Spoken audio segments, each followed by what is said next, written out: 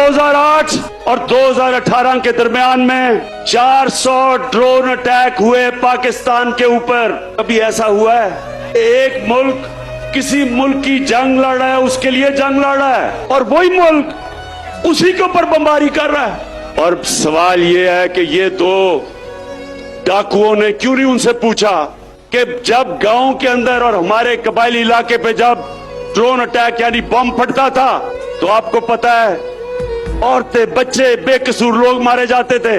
जब drone attack एक घर पे फटता है तो लोगों के गोश्त के टुकड़े दीवारों पे होते हैं। इनको कोई शर्म नहीं आई, हमारे पाकिस्तानी मर रहे थे। मैं आपको बताता हूं कि ये दो डाकू क्यों नहीं बोल रहे थे, क्योंकि इनके चोरी इस मुल्क से जो पैसा लूट के इन्होंने बाहर के मुल्कों में और बैंकों में और बड़े बड़े महल्लात लिए हुए थे, इनको डर था